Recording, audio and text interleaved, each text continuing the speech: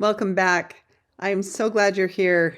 I was talking with a friend of mine today, and she said she joined in and watched. And I hope, Christy, that you're here again. Today, we're going to talk a little bit about my heritage. And I know for you, if you're listening, you've got Portuguese ancestry, and my heritage can be great for that.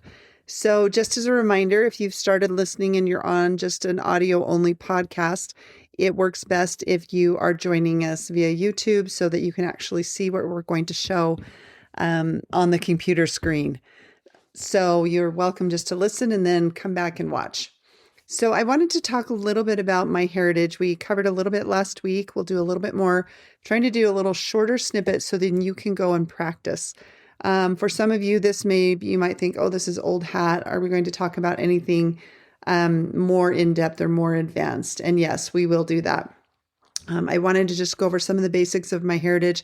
Sometimes we just forget the gem that is sitting right here waiting for us to use. As members of the church, there is a special partnership where we have the ability to access my heritage, and you can have your own free account. So if you don't have that, I will show you how you can get that. As a reminder, we've talked about it before. And I just want to emphasize one of the really great things about my heritage is, there's so many great things, so many collections, but especially if you've got European ancestry, it is a great way to connect with those relatives over there. So I'm going to show you some of that today. So let's share our screen. Allow to share screen and share entire screen. All right, so I'm going to go to, that's my family search. Let me go here. I wanted to show you my tree. Hopefully I had my tree open. Maybe it's right here. Let's just go here. I'll go back here. I'm going to go back. So I'll show you one way that you can actually, before we go to the tree, you can come in here to your temple right here.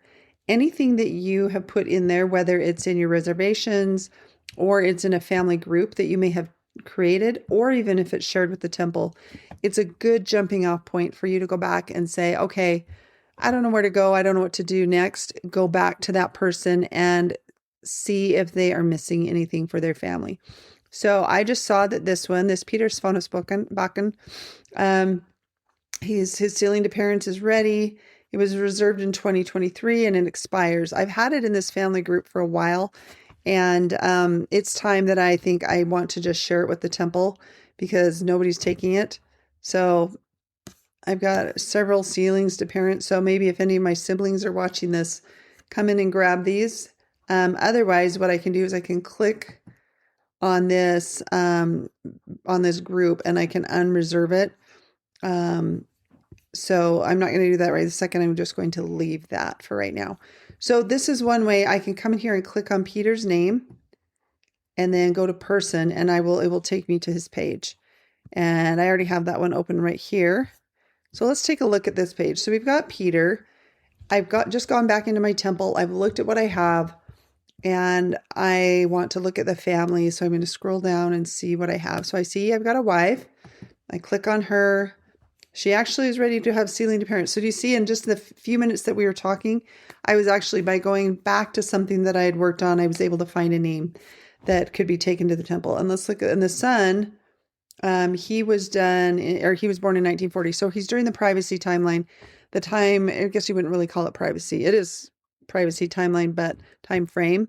But it's also the 110 years where the closest living relative would need to do that. And if I wanted to see how I'm related to Peter, I come and click view relationship, and he's my third cousin twice removed. So I always kind of like to look at that to see how I'm connected. And then I'm going to see, so I found one ordinance that I could do. Then I look and see, do I have birth date, a death date? Yes, I do for both of those. I don't have one for him. I don't have a death for him. I don't have one for his brother, and I don't have one for this other brother, Torger. This one I do. So I always just click on each one, see if there's anything. Oh, look, there is some work that needs reserved there, which obviously I can't do. Let's see, let me go back. So then if I click on this brother right here, we'll see what's going on here. I don't know why it's being slow. So if we go back, if we look at these, what I would do is I'd click on each of these and I would look and see if they had a spouse. So Torger, I can't do anything for him. He's still in that 110-year time frame. So let's go to Olaf and I'll see if he has a wife. So sometimes our computers are a little slow and it's not cooperating so fast. So while it's doing that, I'm going to go back. So since it's not cooperating, let me go back. Let me go back to Peter here. We've got him open right here. All right. So what I would do, hopefully now it will work. If I click on Olaf, it should show me, see, there's no ceiling to spouse. We don't have a spouse here. There's a good chance that he had a spouse. I could click on Leaf. Same with him, no spouse. And Torger, probably no spouse. No. So this is a prime one where I would say, I would love to see if anybody else has done any research, and I'm going to use My Heritage for that. So I would come over here to the right-hand side. So if you scroll down on the right, you'll see search records. We're going to go to My Heritage. And when I click on that, up pops all records. See, it says all records. I can narrow it down and just say, I just want historical records. And see, it brings up Norway church records and Norway baptisms. And then I can see if it's even my person or not. Then I could go to family trees if I just want family trees. And I could search in all the family trees and say search. And it will bring up all of the family trees. So originally it did bring that up with me, but if I just want to focus on that one thing, then I could narrow it down by that. I can also look and see you can also narrow it down by just My Heritage family trees or just FamilySearch family tree. Since I already have FamilySearch family tree, I'm going to just stay with the My Heritage family trees. You've got some other family trees on here that you can also just narrow it down by so you don't have so much to search. So let's take a look at this. So Peter Olofsson Svanesboken. So you think, well, didn't yours just say Peter? Let's go back to that. So here's a little lesson in some Scandinavian, especially Norwegian naming. So we know that they had patronymics. We've talked about that before. His father is Olaf. So he would have been Olaf's son. But during this time period, we're in the early 1900s, things are changing. He could have taken Peterson. He could have taken Svanesboken. And so we've got that in that record. It's saying that that's what he took. We will have to do a little bit more researching to see if there's actually a record that shows he had one or the other or both. But I can see that, okay, that would make sense. That sounds like him. Let's look at his birth date. He was born the 23rd of February, 1911. So if I go back here, 23rd of February, 1911, and this is the farm. So this is a little lesson in Norwegian genealogy, is that they would take a farm name and attach it to the end of their name while they lived on that farm. In the early 1900s, they passed a law, and then there were some changes in the naming pattern, or in the name choices. And so they were allowed to take that farm name and make it their permanent surname. So, but otherwise, when you're looking in the Norwegian records, if they moved farms, then their last name could change. So he was born in 1911. He's right in that time where he can take that last name of his farm and keep it. So if we look on this, we've got a Peter Olofsson Svanesboken. And if you look here, this is what I always look for. This is managed by Liv, and I don't know how to say it really, Holmon. And then you've got this one by a Kari, and she's a Svanesboken. So then that's a good clue. And like, she could be very directly related. She could be a cousin. So I try to look for names that look like they are from that country when I'm doing research in other areas of the world. The reason I do that is they're more likely to have primary sources. They may have a birth certificate. They may have photos. And their research may be a little bit more accurate than somebody that's in the United States. It's not always the case. For instance, I'll show you another one that I opened up. Let's see. So this was another one I opened up. This is Ole Nielsen. This is directly back on my tree. So they were pioneers, these Olsons that came over from Norway. And so a lot of people have worked on the direct, but it's some of the kids and the cousins where a sibling may not have left. And so somebody in Norway may have created a tree, just like we saw in the other one. So here you can see Larry Saunders, Carla Ann Brimhall. These are very American names, Alan F. Driggs. And they may have found the information or they may have copied it from somebody else's tree.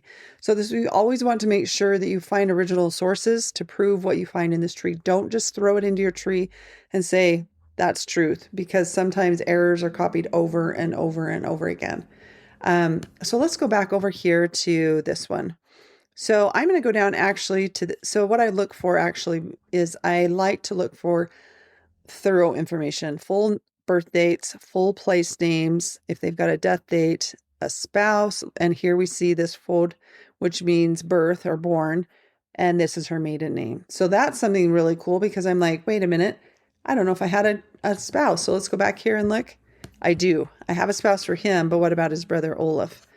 Let's see if any of those have that Olaf. So this one has Olaf in there. This one has an Olav, which would be the same. It's interchangeable. So let's just try the first one. Let's just click on it. You click on the name that's in the top in bold, and you will get this view. And do you see how we've got a baptism, a residence, and an exact date? I like to see this kind of detail in a tree. It helps me to trust it more. If you look over on the right, you're going to see there's 30 historical records that it's going to recommend to you. So one is Family Tree, which I'm already in. Genie World Tree, that's another compiled tree. So just remember, those are clues. You need to find original records to make sure that it's correct. And then here's Family Tree again. And then finally we get down here to Norway baptisms. And there's 5 more pages of records that I could look at. So when I go here, here's the brother. So we know we have the wife. Here's Mary. And here's the brother. Let me just click on Mary for a second. Always click on all of the people and you can see if she has parents. So no parents were added there. I did notice that over here there's a picture that came up, but this is an Agnes Marie and ours is just Mary. Could be the same person. I would need to explore that a little bit more. This person did not have any information about the brother Olaf. So I'm going to go back one more. Let's see, I might have to close that. Here we go. We closed it. So now we're back on that main page. Let's go to the next one. And this one is by somebody who has that same surname. So I click on this Peter Olafsson Svanebakon, or you can go to view record. And when I look, I can see they don't have a death place, but they do have a burial place. And there's the family. And here's the brother. Let's click on him and see if he has a spouse. And no spouse listed for him. But I do see some hints over here that might help me. So I can look that up. So I hope you're getting the idea of what you want to do. You want to click. You want to look and see if they have a lot of information. I trust those more. And then you can use those to then go into FamilySearch, and you can look for records within FamilySearch or within My Heritage over here at the side. So what's really great is I can attach this as a source in my FamilySearch. If I come down here, because I've signed in with my LDS account, it will connect me to my FamilySearch. And it seems like we had this problem last week, unexpected error. So it will create a source to go into my family tree in FamilySearch. So I will know where this is and I can come back to it. The other thing is, and I think this is a review, but I wanted to remind you, you can click Contact Kari, and then I can send an email to her. And so you can see all of these people that I have sent messages to, and some have responded back, and we've been able to share information. All right, so we're back here. Let's close this one out. So that's one way that I can look for my family names. So if I look here, here's another, Alayla, and she's got some information. So you're looking for lots of information in here. If there's less, so like this one says a lot of privates. That's not going to give me much information about the children of him, but you're also during that privacy time period. So I can see that there's at least 4 children that would have been born in that family. And then I can just keep going and I can click on all of those. And if I want to send a message, I can click view record or the name. And remember, you can go down here and then you can contact this person. Let's see if the attach is working. No, for some reason it's not working today. So it's good to record the website where you found this. So this is the Bjornstad website. So that's the trees. Those are the trees that are so helpful in connecting with your family across the pond. I also want to show you what happens when you first come into, let's see if we can pull it up. So when you log into My Heritage, if you have created a website, it will pull up this. I have multiple ones. I've been able to connect with other people who have shared their trees with me. So if you share trees back and forth with people, then they will show up here. Down at the bottom, you can say, don't ask me this again. Next time after login, go directly to the site. I will choose now. So I kind of like this because it reminds me that I have access to these other trees that I can compare my relatives. This one was a relative that we met in Denmark, and he shared his tree. But you can see it's been 460 days since I visited that one. Same with this Ruslander. He was a cousin that we met when we were in Sweden. So some of these I have not gone on to because most of the time I go to mine. So let's just do this. Let's just say, don't ask me this again. And I'm going to choose my website. It says I have 97 photos. I haven't added a lot of photos. And I'm going to say, go to this site. So what that does is this is considered your site, this view. And you'll be able to see that actually My Heritage has a sale on DNA right now. It says it expires tomorrow. Just watch with Roots Tech coming in at the end of the month. If you've been considering doing a DNA and you're trying to make some connections across the pond, I would highly recommend doing My Heritage. Thanks. So another thing that I would like to show you is research. This is what I use most of the time. If you come over here to research and then you go to collection catalog, we're going to focus on that right now. Let's say I wanted to search in Norway. And so I'm going to scroll down and I refine by collection. So see over here on this left side, so many times we get into a website and we forget it's okay to click on these different places. So if I scroll down, I'm going to do Europe, and then I can refine it further. And you can even refine by years. I don't like to narrow that down at first. So we're going to do refine further. And I will go down, scroll down. You can see all the different countries. And for my friend Christy, Portugal, there's 14 record sets for Portugal. So check them out. So that's one of my homework assignments for you this week is get onto My Heritage, come over to the location over here and choose the area where your ancestors came from. So you can see Slovakia has 2, Norway has 18, Netherlands 48, Liechtenstein 1. So you can scroll through. Let's see, Chile, my sister-in-law, Chile. I don't see anything for Chile in here. So let's go to Norway and you just click on it. And now you can see the record. So there's 18 collections.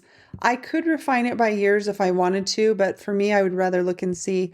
So in the Norway church records, you have 42 million records, and they last updated it in 2020. So the 1910 Norway census was updated in 2023. So that was the most recent one. And then I can scroll down. Even there are Norway newspapers. And what's great, even if you can't read, because we've talked a little bit about AI, you can use AI to help you to read these newspapers. Old news does require an additional subscription beyond your free one. So if you wanted to subscribe to that, that would be an additional cost, but it's highly worth it. I have looked at some of those newspapers if you're really trying to do a deep dive. The other thing is you can access Norway newspapers free. And we could talk about that. I think we'll do a whole little series on some of the Scandinavian countries, and we'll talk about those free Norway newspapers. But they're beautiful for finding obituaries. And you can take a little snip of the picture, and you can pop it into AI, and it will help translate it for you. You can also use Google Lens. That will also help you. So I can scroll down. You can see there's a 65 Norway census. You've got over 1 million burials. Emigration registers, which are really good when you're trying to figure out if your ancestor from the United States came from Norway. Just remember, anything that's been indexed may not be completely finished. So it may not be complete. So don't just trust that. And remember, the spelling can also make a difference. We have the Norway census for 1801. That was the first complete census for Norway.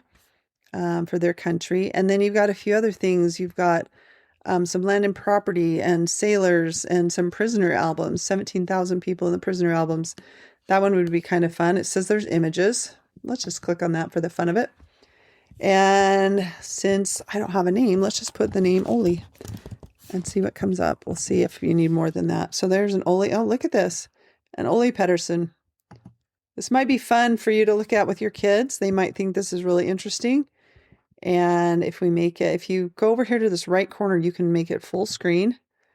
And then the plus will make it bigger. It's pretty finicky, but it's kind of fun to look at these guys, and then it says below what they ended up doing. So here's he looks kind of like a tough guy. And so right here, let's just test this. I'm going to do Command-Shift-4 if you're on a Mac. We're just going to copy this. I'm going to open my Gemini.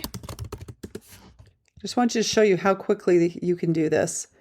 And then I'm going to click Add File because I just snipped that with my Mac. If you were in your, you needed use the little snipping tool if you're on a PC, and put it in the comments if you need a little lesson on how to do the snipping tool. It's very helpful for documents. So then I can go into my recents, and it will be the last thing right up here at the top because of the way that I have this ordered. So I'm going to click that screenshot, upload, and I'm going to say, please transcribe and translate. I wanted to do both because it will help me to see that it's getting all the letters, that it's getting the correct word. This prison record from Norway. Now, I just want you to know that I am super excited about AI, and I don't cover all of the, every time I talk about it, I don't cover all of the things that you need to be careful about, or the things that are not so good and the things that are great. What I'm trying to just focus on in our short few minutes is what I'm seeing as positive that can help you with your family history. I recognize that there are a lot of problems with AI, things that are causing problems for our society, but I choose to focus on those things that are good, and also just remind you to always use your caution, especially if you're doing anything that in regards to current modern things or living people. This is something that is in the past, and I feel very fine doing it. So I can do it on the fast. Just remember, I'm doing this on Pro version. So if you test it out and it's not doing as good of a job, it may be because you're in the free version. And just as a reminder, they gave me I used it for a little bit, and then up popped a little offer that I could do it for $1.99 for 3 months. So I've loved it so much that I am going to just, once that expires, I'll continue to use it. So I'm going to just try the fast translation, and let's see what happens, because it's not a lot of words. If it was a big page, I would do the thinking version, which is right down here under the fast. You can see thinking right there. And what's that? 15 seconds. So gives me a little bit of information. It kept the line breaks. And if you remember in a previous episode, I asked it to keep the same line breaks, the same character length. And because it's saving what I have requested, because I don't have it in private mode right now, it's saving all of my chats over on this side. It's also remembering what I've asked it to do in the past. And so you'll notice the more you use it, it will tailor it based on your previous searches. So here we've got this name, Kleis Jan Eriksson Doscher. So if we go back, I don't remember where he was at.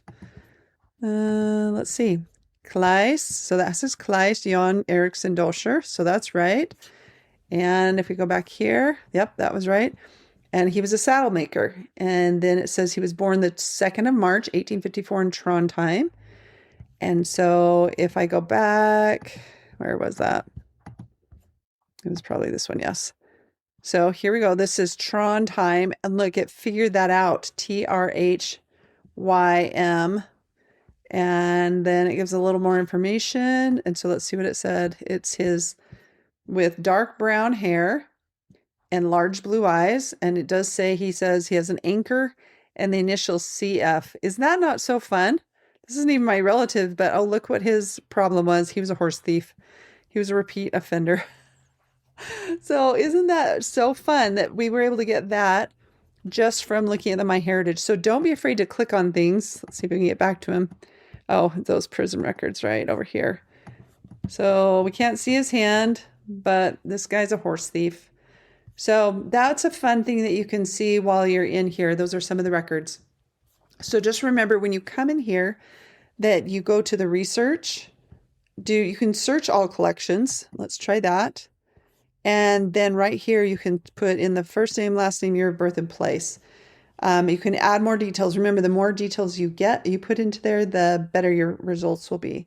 My challenge for you this week is to get in here, go to the research, find a collection, go to the collection catalog this week, and also family trees. We talked about the family trees a little bit last week. We talked about them again this week because I think they're so important. And then go to the collection catalog. You can try all of the other ones, but try the collection catalog specifically we're going to review. You're going to choose a country where your family came from. So refine by collection. You can see that there's a lot for Europe and probably more than double the amount for the United States, less for some of the other areas, 83 collections for Latin America. So it's not quite as strong. And you're going to choose an area. So let's say we're choosing Europe. And then you remember you scroll down and you're going to refine further. It's kind of light. Click refine further and choose your place. So let's say I was actually we're going to go to New Zealand. And is it on here? I don't see New Zealand on there. It might be under, let's see, where is it? I guess I'm going to have to play around. I haven't done New Zealand in here before. But we could do Poland since I was recently in Poland. And you can see Poland gravestones. Look at that, 4 million gravestones that have been added here. We've got some Jewish records, West Prussia records. Here's some Roman Catholic, military, almost 1 million of those. So look at how amazing this is. This is the Lodz Ghetto list from Jewish Gen. Auschwitz death certificates. That's fascinating. So if you come in here and let's think of a name. Maria, maybe.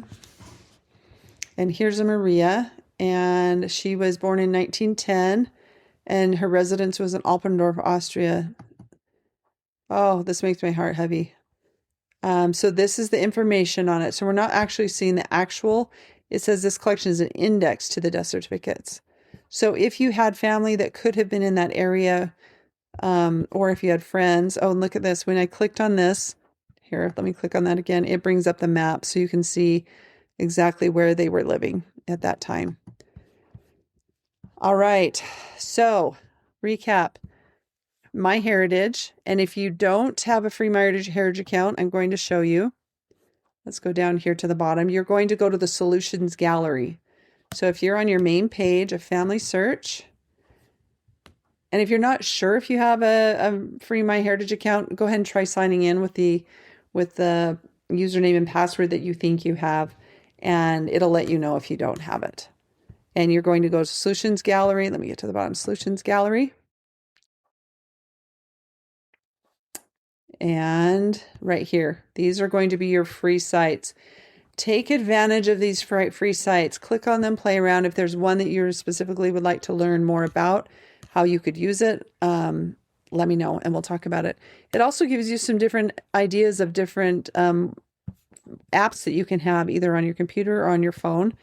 And you can scroll down and other things that may help you with your research. So this is a great place to see all of the things that are available to help you. Some of you may have been using Goldie May. This is where you can download information for your computer. So there's so many. Look at all these, and most of these will probably be at Roots Tech. So if you're coming to Roots Tech, and you will see it in the big expo hall, all of those things. So then once you've gone into, let's go to our main page. Once you get back into to My Heritage, on the main page, you'll have a main search. Let me go back here. Just a reminder, My Heritage requires dual authentication. So always open up your email before you try to sign in, because it's going to give you a 6-digit code to sign in. And if you already have your email open on your phone or on your computer, it's going to be a lot easier. Then when you come in here, this is where you can click on the research. That's our focus this week, is we're going to click on the collection catalog and go find your area of the world that you're curious about and see what kind of records there are. And once you've done that, then go into your tree and go to your temple or go to your family tree. Find somebody who's in that area of the world, and then you'll go and click on their name, just like we did on Peter, or we can try his father. Let's go to his person. And then we scroll down on the right and we can click on My Heritage. So since I'm already signed in, it pops right into here. If I hadn't been signed in, I'd have to re-sign in again. So you can see that same leaf has the tree here that pops up at the top. And then we've got this guy, Jimmy, that has also created one. That he might be from the United States, maybe not. This definitely looks like she's from over in Europe. This Hannah, here's another Hannah's Fun Spoken. So this is a tip for you. If you are planning on taking a trip over to Europe, this is a great place for you to come to connect with cousins, because you can click on their tree and you go down here to the bottom and you just click contact and you can send an email. The other thing that I've done is I've gone in, once I found a name, then I look on Facebook and I see if I can find anybody with that same name and send them a message. And just I'm very detailed to let them know that I'm a genealogist and I'm planning a trip, and this is my relative and I would love to meet living relatives. So those are my little tips for this week. Let me stop sharing. I just want to encourage you to keep doing this and have a great week.